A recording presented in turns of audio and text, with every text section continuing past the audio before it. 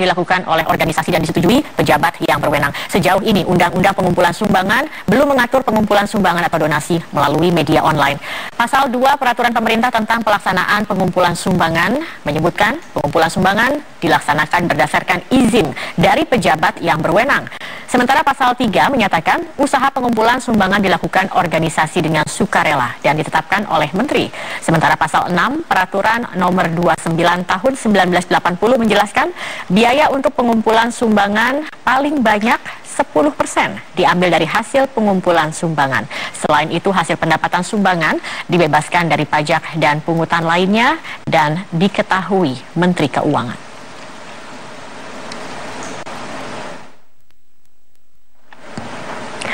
Dan untuk mengklarifikasi mengenai tudingan karena ketidaktransparan penggalangan dana melalui media sosial ini yang melibatkan nama Cak Budi, kami sudah bersama narasumber di studio saat ini, Fikra Ijaz, Chief Marketing Officer dari situs kitabisa.com, situs penggalangan dana tempat Cak Budi bergabung. Selamat sore, Mas Fikra. Selamat sore, Mbak Zakia. Oke, pertama-tama saya ingin tahu dulu dari Anda sendiri, perwakilan dari kitabisa.com, apa yang Anda ketahui terkait dengan peristiwa atau kasus ini sendiri?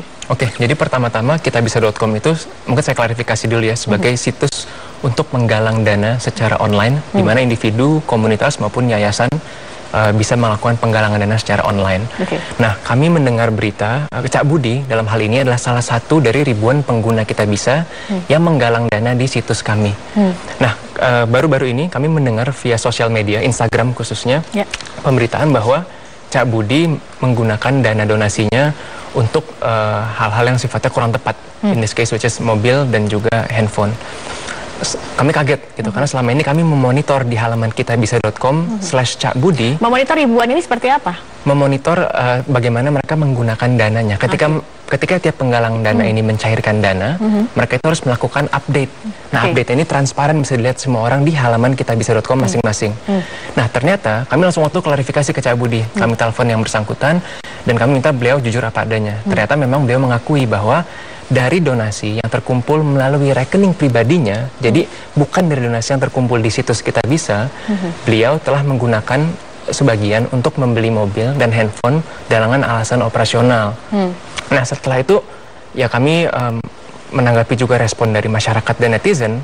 Akhirnya kami meminta yang bersangkutan untuk mengamanahkan dana-dana yang sudah terkumpul ini ke lembaga yang lebih terpercaya. Karena setelah terbukti bahwa bisa dibilang ada mismanagement. Artinya campaign yang dilakukan ini adalah di laman kitabisa.com dengan menampilkan dua rekening, yaitu rekening pribadinya dan juga untuk bisa menyumbang di kitabisa.com ini sendiri. Kalau di halaman kitabisa.com itu orang hanya bisa berdonasi melalui Kitabisa.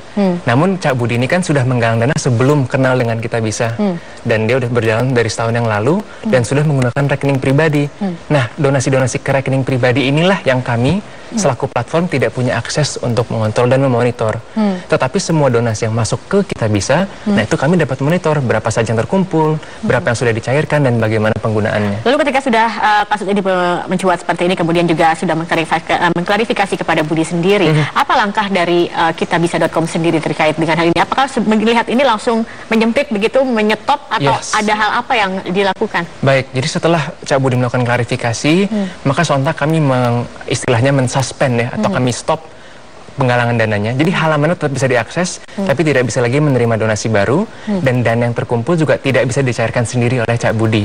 Sampai kita waktu itu melakukan klarifikasi dana ini bagaimana disalurkannya. Kami ingin tahu juga ini, Mas Fikra, sebenarnya untuk pengawasan mulai dari pendaftaran, kemudian untuk melakukan pengamalan itu sendiri hingga selesai ini pengawasannya seperti apa? Misalnya untuk mendaftar begitu ya. Kemudian bagaimana untuk memverifikasi identitas dan juga keaslian ataupun juga niat yang untuk dilihat dari orang ini sendiri memang baik atau tidak. Ini bagaimana screeningnya? Baik, jadi kalau di kitabisa.com siapa saja sebenarnya bisa masuk nih dan login untuk membuat halaman penggalangan dana. Tapi setelah itu mereka harus melakukan verifikasi identitas, yaitu mengupload KTP, identitas diri, foto terbaru, nomor telepon, sosial media, dan jika dibutuhkan ada verifikasi tatap muka.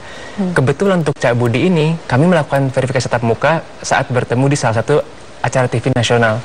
Jadi kami sudah bertemu langsung, berkasnya sudah lengkap, dan pada saat itu reputasi beliau sebagai perantara amal juga sudah cukup terkenal gitu ya. Jadi saat itu semua syarat-syarat verifikasi identitas sudah dilengkapi oleh beliau. Karena itulah ia bisa melanjut untuk menggalang dana menggunakan Kitabisa. Nah, setelah orang bisa menggalang dana, selama proses berjalan, itu kan di halaman Kitabisanya akan terlihat tuh secara transparan siapa saja yang sudah berdonasi, lalu ketika Cak Budi menggunakan donasinya, bagaimana donasi tersebut disalurkan, gitu. Oke, kemudian juga artinya ini sudah bertatap muka langsung, sudah artinya mengetahui secara pribadi. Dan selama ini seperti apa? Selama kerjasama dengan dari Cak Budi ini. Selama Cak Budi menggunakan Kitabisa, beliau sebenarnya orangnya sangat kooperatif. Jadi beliau baru pernah sekali melakukan pencairan dana dari Kitabisa senilai 200 juta. Dan itu ada laporan rinciannya di bagian update kitabisa.com/cakbudi. Jadi kami jujur kaget ketika mendengar pemberitaan ini, dan beliau pun juga memverifikasi hal tersebut. Oke, baik. Nanti kita akan lanjutkan kembali. Ini Mas Fikra, saya juga ingin tahu sebenarnya proteksi apa juga yang diberikan oleh kitabisa.com untuk juga donatur yang menyumbang agar mereka juga aman mengetahui bahwa apa yang mereka sumbangkan ini memang disalurkan dengan baik. Kemudian juga pembagiannya seperti apa, dan juga bagaimana, apakah ada ketika membuat ini juga regulasi dari pemerintahnya. Nanti kami akan lanjutkan. Pemirsa, kami akan jeda dulu. Sesaat lagi tetap bersama kami di Metro hari ini.